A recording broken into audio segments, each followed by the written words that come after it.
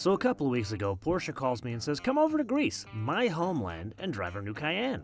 Beside myself, I had this whole elaborate opening planned for this episode, but then after 6,800 miles and 3 planes, I'm sitting in a presentation and they flash this quote from Dr. Porsche himself 13 years before the Cayenne came out. So I'm staring at these words and trying to process this through my jet-lagged brain, and then it finally all fell into place.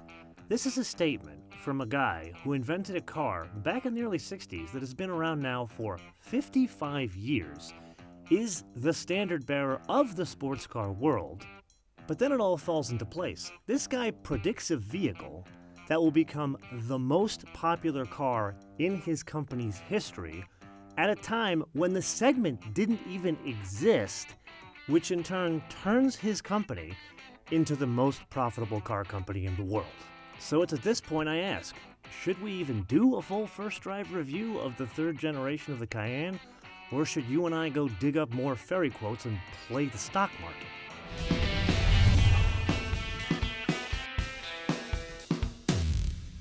Okay, before we get started here, a little reminder, you and I have driven this engine before, about 2 months ago in Canada, in a lower vehicle that was less weight. But here, there's something going for it more than in the Panamera. Remember we talked about the placement of the turbochargers and the whole exhaust system, how it's in the V and then goes at the back of the engine and around and underneath the car. Well, the point here is lower center of gravity.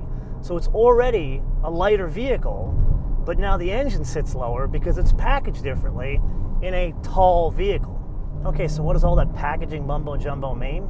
It translates to much more usable power. It's not like the Cayenne was down on power, any derivation of it before. Now, in the 2.9 twin turbo S, much more usable power. Like to the point where I'm kind of surprised that this has only 440 horsepower. Dare I say it's more lively than the previous GTS? Now, I know it's saying a lot, and really the secret here is I've been in sport mode this entire time. So let's go down to the regular mode, put our foot into it again. Still pulling or pushing power. This is all-wheel drive. And while it's not as sharp as in sport mode, it's still, I'm surprised to say how much power this thing has. But it's not entirely the engine, it's also the transmission. And this, little bit of news to break to you, this is not the born from like rainbows and puppy dogs PDK. This is a Tetronic, and my thinking is they do that because of the torque that's demanded of off-road as well as what this thing is supposed to do on-road.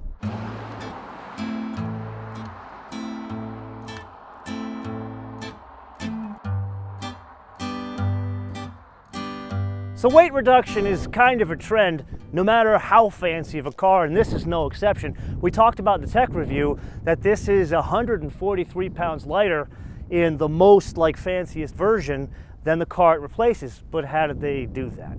Well, the same old way that everybody else arrives to it, and that is the construction. So here, the structure pieces, those are all high-strength steel with some other exotic materials that you don't see. Then the stuff you do see, that has now been moved all to aluminum, and get this, the suspension pieces are now all aluminum. So I gather this falls into the heading of strength. It emanates from within.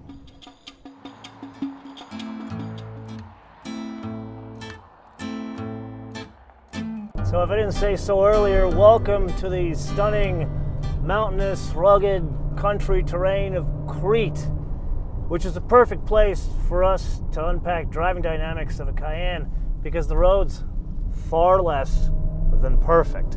Now there's a couple things going on here we talked about in the tech review. There's that new air suspension setup which this car is fitted with, and then there's the all-wheel steering, which also this car is fitted with. Let's just say this is one fancy S. It's not, what is it, the base car is like something like 80. This car is 120 grand the way it sits. And the first thing you notice, and it's the same sensation we got in driving the Panamera around that track up in Canada and in the stunning Vancouver Island, this has more range now. Like I'm in the sort of sport mode, and I feel significantly confident driving a 4,500 pound vehicle quickly on these roads. Please don't try this at home and don't terrorize nice people of my country. Like for example, got a nice turn here, declining radius, let's go into it, brake, brake, brake, brake. come around the apex. I know it's funny talking about Greek roads. And notice it's very stable, very limited lean over there, and no squat in the outside back corner. That's the main benefit of the 3 air chambers. But what's interesting, I can go into, like, let's turn the sport run off completely, and now it's a more compliant ride, which is great for much less than perfect roads here in Crete. Okay, but you know who you're dealing with here, so let's get back to full fat on the suspension setup and focus on that 4-wheel steering. And we've talked about this in many episodes because I feel like this is a trend nowadays. Everybody's doing all-wheel steering to make their cars sharper, because at high speed, that's exactly what all-wheel steering does. And here in a 4,500-pound tall vehicle, it does more than we found in the 911 as well as that Panamera. It makes it, yeah, that you get confidence going around a turn like this. I can go at a higher rate of speed, but I guess stability is the additional thing you get with a high vehicle when it comes to 4-wheel steering. At least that's the feeling that I get.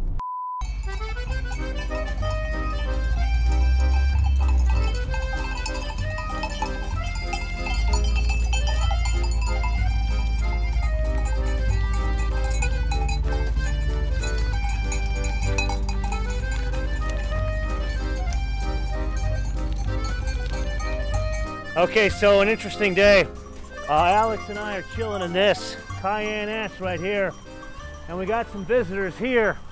We just had to clear the road because we've had some goat issues. I guess that's the kind of traffic we have here in Greece. What's up, guys? You don't want to come back on the road? I finally get the camera out. And you're camera shy now? Great timing. I guess that's how it rolls.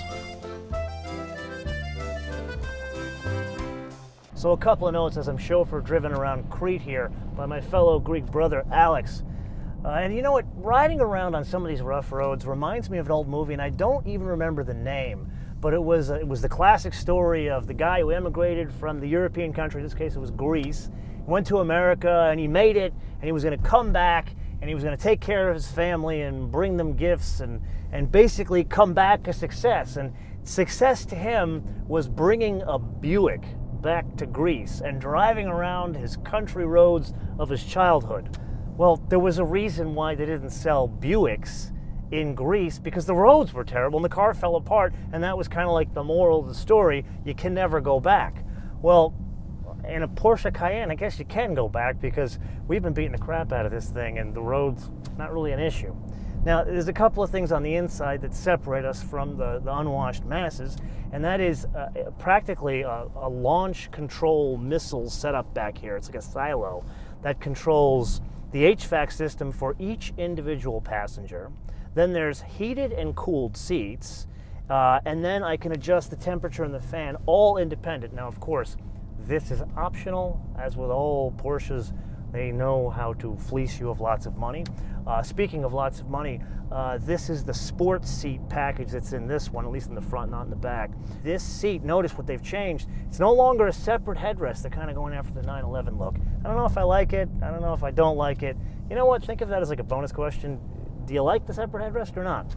And then go back to this is a new test we've got on the show. I'm making this more consistent. Now my own yoga water bottle, even though I'm not a huge yoga guy, this one, my fancy yellow one, fits perfect in this, as well as that Macan performance package we drove back in California. So obviously they got the cup holder thing. Germans used to not be good at it. Now they are incredibly good at it. And then one last tidbit. We talked about weight reduction with these things. They have gone to the point where they pulled weight out of the battery. The starter battery, it's now lithium ion, and that reduced it by 22 pounds.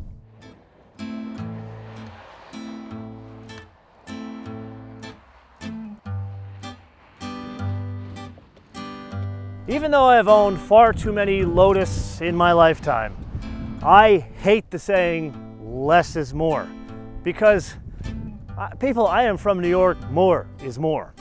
And this is one of these odd instances where, while I love the 4-liter twin-turbo V8 in the Panamera and now this, I cannot argue that the 2.9 twin-turbo V6 with 440 horsepower is more than adequate, to the point where less is indeed more in this case, because it's just more usable around town. Or you know what, not to this, the 550 is usable around town. This is just, it's not ridiculous. It's not overkill around town. And that is why I hate to admit, this almost may be the prudent choice of the Cayenne world, if there's such a thing as prudent and Cayenne in the same sentence. And with that, I say Jahzzar from my homeland and the stunning Sea of Crete.